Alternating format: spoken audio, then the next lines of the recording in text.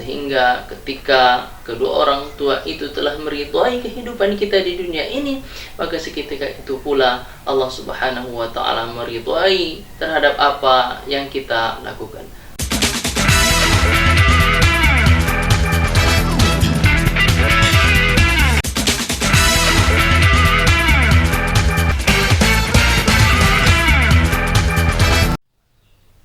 Bismillahirrahmanirrahim. Assalamualaikum warahmatullahi wabarakatuh. Alhamdulillahirabbil alamin, wassalatu wassalamu ala asyrafil anbiya'i wal mursalin wa ala alihi wa ashabihi ajma'in, amma ba'du. Teman-teman sekalian yang dirahmati Allah, bersyukur kita lagi-lagi kepada Allah Subhanahu wa taala yang telah memberikan begitu banyak nikmat limpahan karunia-Nya kepada kita semua.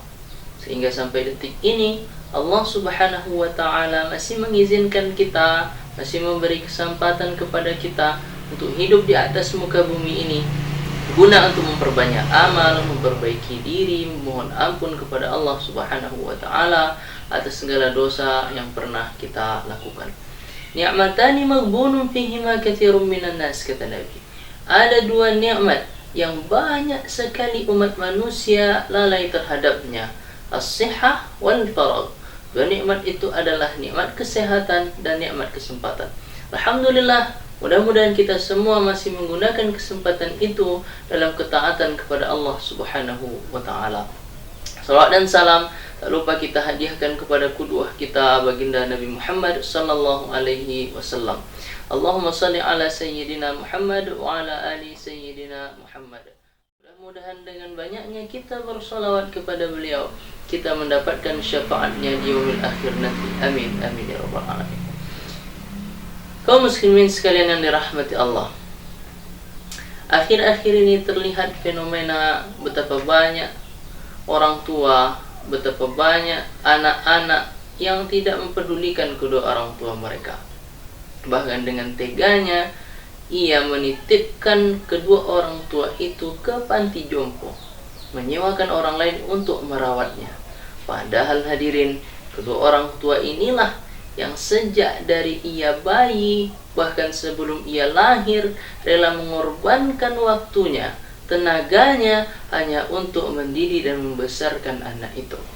Allah Subhanahu wa taala berfirman dalam Al-Qur'an, Bismillahirrahmanirrahim, wa qada rabbuka alla ta'budu illa iyyah wa bil walidaini ihsana.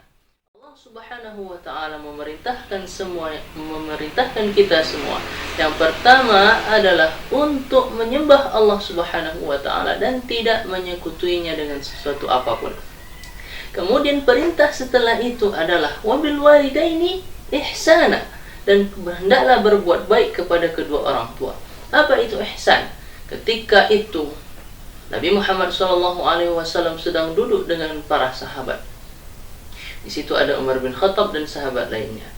Kemudian datang orang yang menggunakan baju yang sangat putih, rambutnya hitam mengkilau. Tak terlihat pada diri dia itu tanda-tanda orang yang sedang berpergian. Akan tetapi tidak ada satupun di antara sahabat Nabi Muhammad SAW yang mengenali orang tersebut. Ia bertanya kepada Nabi Muhammad tentang Islam, tentang iman, dan tentang ihsan. Apa itu ihsan? An ta'budallaha ka'annaka tarahu, kata Nabi. Fa in lam takun tarahu fa innahu yaraka. Ihsan itu adalah beribadah kepada Allah Subhanahu wa taala seakan-akan engkau melihatnya, kata Nabi. Akan tetapi kalaulah engkau tidak bisa melihat Allah, maka ketahuilah bahwa Allah Subhanahu wa taala itu melihatmu. Begitu Nabi Muhammad SAW memposisikan ihsan kepada Allah, yaitu berbuat baik hanya untuk Allah Subhanahu wa taala. Beribadah diniatkan hanya untuk Allah Subhanahu wa taala. Akan tetapi dalam Al-Qur'an Allah menyebutkan bahwa Allah menggunakan kata ihsan ini kepada kedua orang tua. Wabil walidaini ihsana. Kepada kedua orang tua hendaklah berbuat baik. Ihsan. Mungkin dahulu ketika kita masih bayi misalkan, kita dididik, dibesarkan, diberi makan, disapihnya hingga saat ini, banyak pengorbanan yang mereka berikan kepada kita. Maka kalaulah saat ini kita gendong mereka dari kampung halaman masing-masing ke kota Makkah, mengelilingi Ka'bah, kemudian balik lagi ke sini, belum tentu dapat membayar betapa besar jasa kedua orang tua itu yang telah mendidik dan mengasuh kita. Teman-teman sekalian yang dirahmati Allah, maka berbuat ihsanlah kepada kedua orang tua. Balas budi baik mereka. Buatlah hati mereka senantiasa tersenyum, bahagia, bangga memiliki seorang anak. Karena salah satu karunia yang tidak ada keistimewaannya di dunia ini dibandingkan yang lain adalah anak yang soleh. Idza matal insanu inqata'a amaluhu illa bi thalathin, kata Nabi. Kalaulah manusia telah wafat, maka terputuslah segala amal perbuatannya kecuali 3. Pertama, sedekah jariyah, ilmu yang bermanfaat, dan anak yang soleh. Maka anak yang soleh adalah salah satu aset istimewa, salah satu aset yang sangat berharga di muka bumi ini untuk di dunia dan di akhirat. Selama kita sebagai anak berbuat baik di atas dunia ini, membuat mereka tersenyum, membuat mereka bahagia, bahkan bangga memiliki seorang anak yang soleh itu, maka selama kita berbuat baik, pahala yang kita lakukan akan mengalir kepada mereka. Teman-teman sekalian yang dirahmati Allah, suatu ketika datang seorang sahabat kepada Nabi Muhammad SAW, kemudian bertanya, "Ya Rasulullah, man ahaqqun nasi bihusni suhbati?" Faqala ummuka. Qala thumma man? Qala ummuka. Qala thumma man? Qala ummuka. Qala thumma man thumma abuka.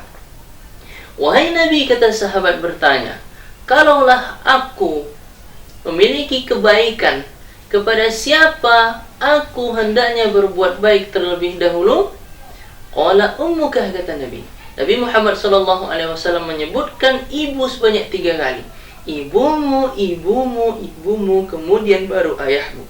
Maknanya apa, hadirin? Kalau kita dititipkan harta yang banyak, maka ibu dan ayahlah orang yang pertama hendaknya merasakan harta itu.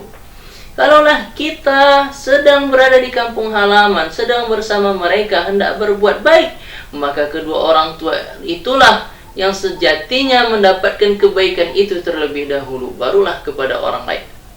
Kenapa Nabi menyebutkan ibu 3 kali dan ayah sekali saja?